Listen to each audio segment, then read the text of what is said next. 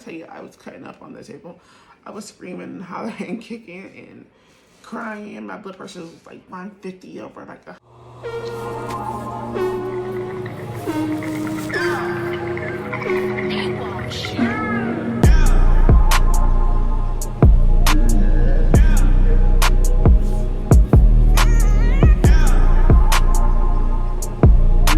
Okay, so welcome back to my channel. I know it's been over a year, but I just didn't really feel like making content. I was just so discouraged and so stressed out. But today is May 24th. It is 3:30 in the morning. This is why I'm trying to talk low because I don't want to wake anybody up just yet. But yeah, it's been a whole year, a little over a year since I last made a video. So it's probably gonna be like a long video, but I'll try to go back and kind of go quick to cover everything that's been going on since last April 2021. I think my last video left off where I was supposed to go see Dr. A in May, I think May 12th. So I never saw her at the end. My insurance was denying her, saying that she was out of network, even though she was under the same umbrella of the other doctors. But for some reason, they didn't let anybody that specialized in like scoliosis get to see me. Like they weren't covered as a doctor. So I never got the MRI. I never saw her May 12th. It was just really constant back and forth with my insurance through a period of years, trying to get stuff done. So move forward to June 2021, I was still fighting with my insurance, where they were like telling me that they had doctors within a 50-mile radius that I could see that they were approved for. But when went over the list, they were like arm and shoulder doctors, nothing to do with backs. It was even some that do hand surgery. Which I don't understand why my insurance approved that, considering that I need back surgery. So that was kind of strange. So in the midst of fighting with my insurance and the peer-to-peers, I was kind of getting frustrated because I feel like Dr. A wasn't really helping me. Like she kind of didn't too much care. It was more like, oh, well, it was up with her. She didn't care if I saw her or not. So I ended up changing to see Dr. Bolton. I can't remember his name. It's something with a B. I made an appointment with him, but his nurse called me like days later. It's like, oh, why would you come see this doctor when you saw this doctor, Dr. A, who specializes in this, because Dr. B doesn't specialize in scoliosis at all. He does like lipectomies or like topties, whatever the fuck they were. Like he does just like old people back problems. He doesn't do like spine disease problems type things. So she denied me, said I couldn't see her, and told me to go back to Dr. A. So I was like, whatever. I let some weeks go by, and I was like, you know what, I really want to get this handled. So I ended up finding Dr. Keith Michaels, who was actually the best. He was nice. He was very helpful. His staff was very helpful. I still talk to his staff to this day. They made sure I got everything that I needed to stay on track to try to see Dr. A. So I saw Dr. Keith. I saw him in July, like July 27th. We went over like my medical stuff. He was like really helpful, but at the same time, he doesn't specialize in scoliosis surgery. He does back surgeries. So he was kind of like, he doesn't mind doing the surgery, but he preferred that somebody that specialized in it actually do it. So after we was going over like why I came to see him after seeing Dr. A, him and his team was really like working with the insurance, calling me almost every other day to figure out why my insurance is denying her when they're under the same insurance, under the same umbrella. So yeah, so he basically put me back to Dr. A and was like, you know what, they'll figure it out. Just continue to see her, and we'll handle it. We'll figure out what to do. Push comes to shove, if the insurance still denies her, then I'll consult with her before I touch you, because he was a good surgeon. He just didn't really want to kind of overstep something that he doesn't necessarily do on the regular. Back in August is when I went back to see Dr. A. I think like August 20 something, and she was like kind of welcome back, asking me, you know, why I didn't do the Scroth Therapy that I was supposed to do back in April. And I was telling her, you know, I couldn't do any of that physical therapy. I couldn't get any of the MRIs because she was not covered. My insurance was not going to cover it. So I kind of went over everything with her, and she said, oh, well, don't worry, just continue to see us, and we'll figure out what to do with the insurance. So at the time, my insurance, well, back before May, my insurance was like denying her. Her visits like $400 that they were billing me. But after April, they were kind of like covering it. Like like 80%. I still had to pay the 20% and whatnot. So they were still covering the bills, even though she was, when I go, they say she's out of network, denying her and whatnot. They were still covering their portion.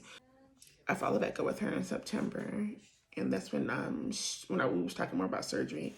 And I was kind of irritated because I kind of felt like back in April it was kind of like she was more like open to, you know, surgery. And because my back was so bad, I just kind of talked about the surgery. But then in September, it was like a change of heart where she didn't really too much want to do the surgery. She didn't too much care to talk about it. She was trying to tell me options and convince me out of it, to me that I'm too young. I need to go live my life and to do this when I'm 50. And no, I don't have any kids right now. I have no responsibilities. So I kind of want to knock it out before I get stuck into a routine that I can't get out of. For my insurance to qualify for the surgery, you kind of have like, you have to go like this medical history, give all these x-rays and all these alternative treatments to show that, you know, that you actually tried to find other ways, because surgery is like the last route. So they require you to have a history of, have to have physical therapy under your belt, whatever, your medical records, within the last 6 months. So because it was already like August, September at the time, I had to redo my physical therapy because my last physical therapy ended like March, April. So it was definitely like 6 months from that time. So I had to redo Scroth Therapy, which didn't start until December because I was supposed to start in November, but the only person who does it was out on maternity leave, so I had to wait for her to come back.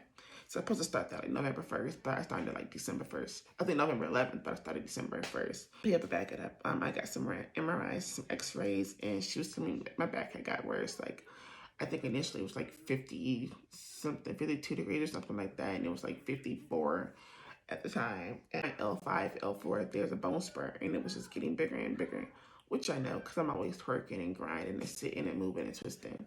And my hips get stuck, and I can feel like my bones grinding. So I kind of felt like my back was getting worse. So I kind of knew something was like getting worse there and all this other stuff. So she was like, yeah, you know, kind of slow it down because it shouldn't have grown so big over the short amount of time since I last saw you with the x-rays. Because, you know, she does scoliosis and whatnot. She was like, there was one more thing I had to do before I could even really talk about surgery, which was a brachial, I think it's like a brachial branch block or medial branch block. And that is when they put you under anesthesia that's supposed to numb your whole body down. And they stick like some shit, I think it's like anesthesia into your nerves. And if you numb your nerves, it's meaning that you have nerve pain, not really bone pain. It's basically experimental. It's not, it's like, it's, I guess, diagnostic and experimental together, where they pretty much know it's not going to work, but they always have to do it just in case it does work. That it's like a sciatic pain versus bone pain. This was literally torture. It was the worst, most painfulest thing I've ever probably gone through, besides like dislocated my knee, but probably even like more painful than that. Feel everything. You're not numbed up with anything. I tell you, I was cutting up on the table. I was screaming, hollering, kicking, and crying. My blood pressure was like 150 over like 110. It was terrible. Ironically, it only lasted like 10 minutes. Probably like 5 minutes, but it was just really, really painful. Like, it was like really long, 5 minutes, 10 minutes. And I messaged it to the doctor, like, this shit didn't work. It was painful. I feel everything. I feel worse than what I did. So, I didn't see her until December, because November was Thanksgiving. I didn't see her before like Thanksgiving. My dog died, and everything was just kind of going to hell. December is when we started the physical therapy. I think I saw Dr. A in December. Yeah, and that's when we did the follow-up for the, it's either November. I think I saw her in November. No, I saw my primary care doctor in November because my vitamin D was just really, really low. And she put me on vitamin D, like 5,000, I think, a week, to bring my vitamin D up, because she's like, you know, you can be anemic and you can die under like during surgery if you're anemic like that.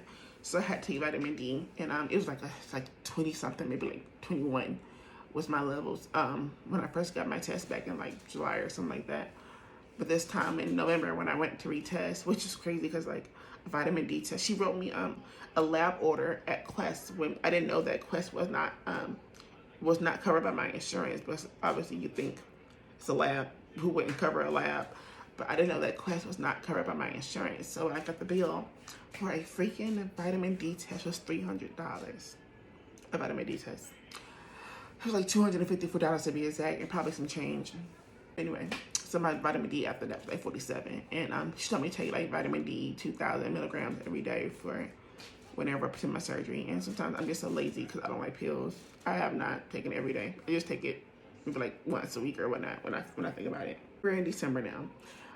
December 1st is when I started the physical therapy with this lady named Sarah. She was also at the Emory on Ortho Lane.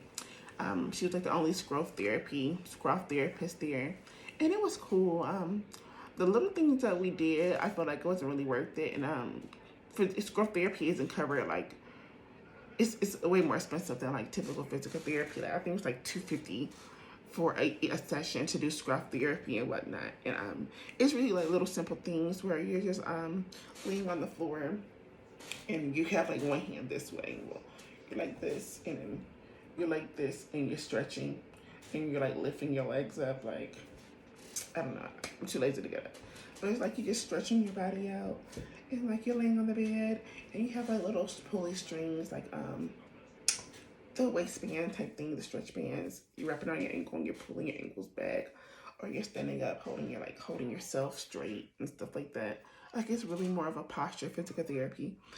I feel like it really wasn't working. Like, I mean, I guess, I don't know. It was probably doing something, because ever since I started physical therapy, started Scroth, I've been having the worst back spasms. And I never had back spasms before, but it was like actual back spasms. But she was saying that, with Scroth, it's going to work muscles on your lazy side, just this side, like where my curve sits in. So you can kind of start experiencing more things and all that. So, and I also got acupuncture, because my insurance doesn't cover like heat and ice. So, but it covered acupuncture, which is kind of cool. Like, when it goes in, it kind of hurts, but like kind of hit a nerve and then it go numb, and then it feels really good. Like, it was really good for, I want to say it helped for pain, but it helped with tightness. Like, once they stick that needle in that thing, it's like your body just like, and just turns to butter, and you can just feel so relaxed and so nice and so good. So I did like that. But with the Scroth therapy, I was a little, iffy with how that works. But she was like, oh, hey, well, you had an 18-degree rotation, but you had a 21-degree rotation. We jumped you down to 18 degrees within 3 weeks. I don't really feel like I did, because, when I went home, I was not doing that shit. I did physical therapy initially 2 times a week, but it switched to 1 time a week, because my insurance wasn't really trying to cover the visit. Again, that was kind of like experimental too, because my curve was already so far along that they knew that doing this little stupid exercise, it was not really gonna fix my condition. So they only gave me like 10 visits. From that coming from December to January, and then even really at the end of December, from December 20 something to January something, like January 10th, they denied those visits and billed me for it anyway. So yes, a little stupid. But yeah, it's just really like posture training, where they want you to sit up, they want you to rock on your bottom and not cross your legs, and sit up with your belly button, and you gotta breathe, like you gotta breathe with your stomach to work your diaphragm, because your diaphragm is like lazy, like dead muscles and shit like that. But yeah, I got really bad back spasms out of that, and it's been constant. So I think I did see Dr. A in December, either probably January 10th or something. And he put me on Tramadol. Tramadol was like taking fucking Tylenol. It did not work. It's like a water pill. It just makes you sleepy. So she put me on a ciprofloxacin, like Flexeril basically, which I was confused because it's discontinued in America, but she gave it to me anyway. And it made me feel myself. It was just like, I can just be sitting here just chilling, and I can feel like pee come out. It was making my bladder kind of lazy.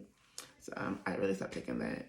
That kind of work, like that was just so good for muscle relaxer, but it makes you so sleepy that I couldn't stay awake. But it was really good for a muscle relaxer. Okay, so now we're in January of this year. So I saw Dr. A like January 10th, and we talked about, how all the stuff was going on with the physical therapy and the branch blocks, and she was like, oh no, we're gonna do the branch block because we feel like it could really work. And I was like, no, I'm not doing that, because it was very painful. If I have to do it for an insurance check-off, then I'll suck it, but I'll do it, because I'm not gonna turn down anything that I need. But if my insurance is not gonna tell me to do it over, I'm not gonna do it over, because it was painful and it was useless. So then she was like, okay, well, I think you could do that, but I just feel like you're just so young. You don't need to get the kind of surgery. You're only 30 years old. You should live your best life. Like, she's really kind of talking me out of it. I'm 30 years old. I've had this my whole life. and tried managing on my own and like just dealing with the pain. But it's really time for surgery because at the end of the day, I've been in pain my whole life. So even if the surgery doesn't work, I'm not losing anything because I was already in pain initially. It's not like I'm not in pain now that I get surgery and I get pain. Like even just sitting in this chair hurts. That's why I'm kind of moving around. So it's like, yeah, I'm not doing the brachial thoughts or whatnot. She was like, yeah, well, okay, so I think we're just going to do 6 more months of the Scroth Therapy because I think you could benefit from that. And I was like, yeah, no, we're not doing that either. I'm kind of tired of being around the bush. I got everything I need out, so I want to do surgery. So she was kind of like, well, I won't do the surgery on you. I'm going to give you a month to think about it and come back with family. So if they're okay with it, then I'll go ahead and proceed and we can talk about surgery, but I'm not going to entertain the idea because I don't think you really understand what you're going for. I had to bring 2 family members, which I decided to bring my boyfriend and my sister. So I said, that's right. But I bring my family to this meeting in February, and you try to talk them out of it, or even successfully talk them out of it, I'm going to whip their ass every fucking day because who are they? They don't have to deal with what I go through. They don't have a crooked spine or be in pain every day. They're out there in pain every day. I don't know their lives. You know, I want to assume that they're not in pain or going through their own little things. But I was like, you know, I would fight them every day, and it's going to be on you that you just ruin the family because they in my business. They're telling me what I can and can't have. So she's like, okay, well, I just think that, you know, you need somebody to kind of reason with you. No, I know what I want. It's set in stone. So fast forward to February. We went back to see her February, I think 7th or 11th. I know I did MRIs with her, but I think that's her February 11th. It's 7 o'clock in the morning. I went back to January before I go back to February. A pediatric ortho doctor who was kind of going over everything. It's like, you know, not doing the surgery means committing to a life of physical therapy and exercising, where I would have to do this every day of my life to maintain, and it can eventually decrease my pain. But it was something, if I'm not a person that exercises or fit or actually likes to go to the gym outside, then not doing the surgery wouldn't really be recommended because I'm not going to exercise. I'm not going to get up and stretch and go for walks and go do yoga and Pilates 3 times a day because they really want you to do it 3 times a day.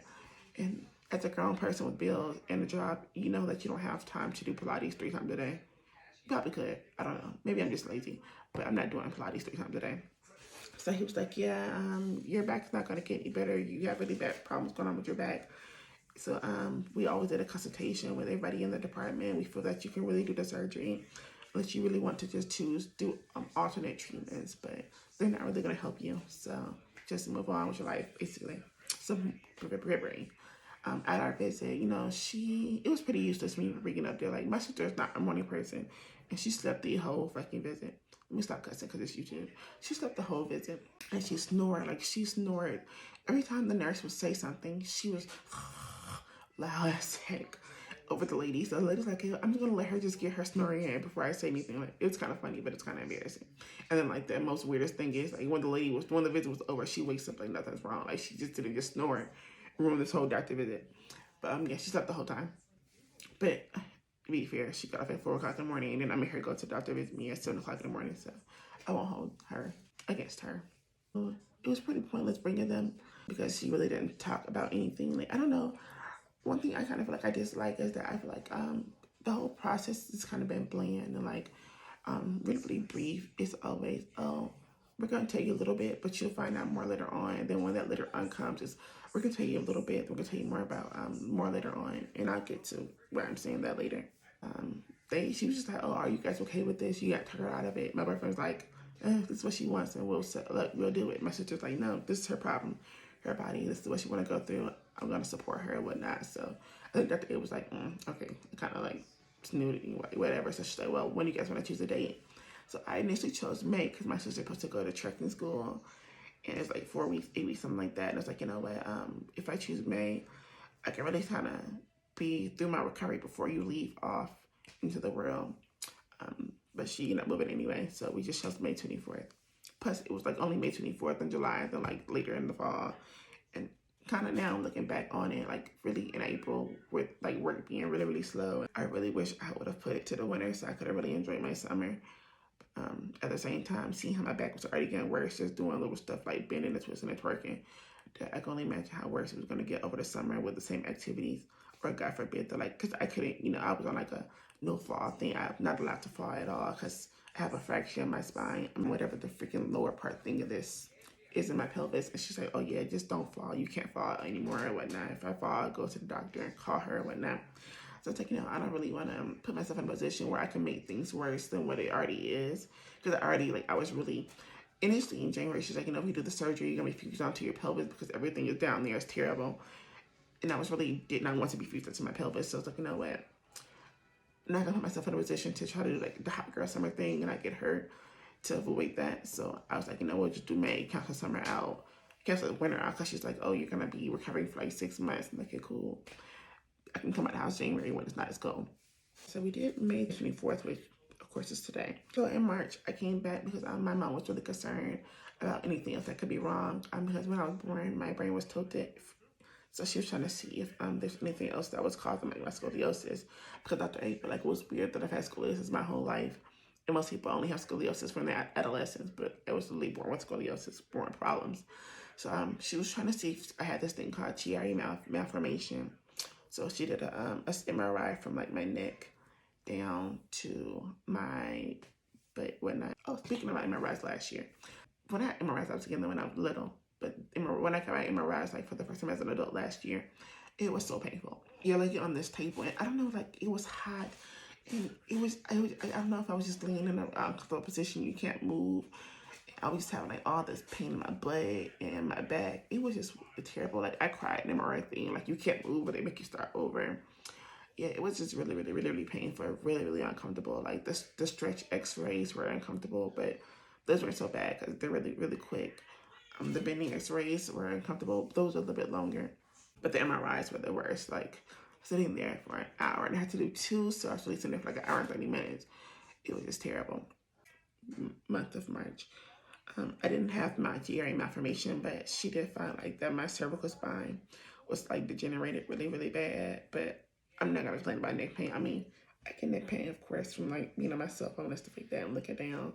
But you're not gonna fuse me from my neck, so I'm gonna pretend like that doesn't hurt because we're not going that far. I refuse. But I didn't do anything at all. I just worked because I knew that my surgery's already set in stone. I didn't have to see Dr. A for anything else. She followed with me to make sure I was still okay, that my pain was being managed, that that I was getting through and getting ready for surgery and all this stuff. So May, I had pre-op on the 20th or 16th. I don't know, one of those. I had pre-op a couple weeks ago, like last week or whatnot ago. And I would pre-op, I just said, bring you to where you're gonna get your surgery at and talk to you about like anesthesia. And this is where she was saying, oh, I would find out more about my surgery and more information about what to expect at pre-op. But pre-op was very bland. I didn't find anything out there looking at me like, oh, someone's supposed to call you and tell you all this information, but nobody ever called me. I even sent my doctor like an email with all these questions that I wanted to ask her. Never got the question to ask. So it's like, yeah, I don't know anything, what to expect or whatnot. So initially she told me like I should be expected to be in the hospital for 4 to 5 days, but at pre-op she said 2 days. She said 2 days, but it was kind of weird because she's like, yeah, I don't know why it should be 2 days. I don't know. We don't know if it's 2 days with the ICU as 1 day, then I stayed another day in another room, then I go home, or if it's ICU plus 2 days. She doesn't know. Doctor doesn't know. I never got that question answered when I asked. So we'll see how I go today. But yeah, everybody's like, why would you be in hospital for 2 days? You just got back surgery. You should be in there for like 4 days or whatnot. So who knows when I'm going home, or if I'm really gonna get kicked out of the hospital after I get back surgery immediately. I don't know. So yeah, but it's like when I ask questions, it's always brief. But you'll find out more at another appointment, and then it's brief. You find out more about another appointment, brief, yeah, over and over. So that's what it is. So today again is May 24th. I'm supposed to be at the hospital at 5:15. It is currently, I don't know what time it is. It's probably like 4 o'clock at the dot now. But I live 10 minutes away, so we're leaving at like 4:30. So I'm gonna go ahead and end the video here. Yeah, so I'm kind of excited. I'm kind of nervous. I was so nervous yesterday for my surgery that I kind of like, ugh. Oh yeah, also my surgery is gonna be T4 or T5 to L5, so pretty much my whole back is gonna get fused. So yeah, it's tough. But yeah, but thanks again for watching. Wish me luck. I'm nervous. Yeah.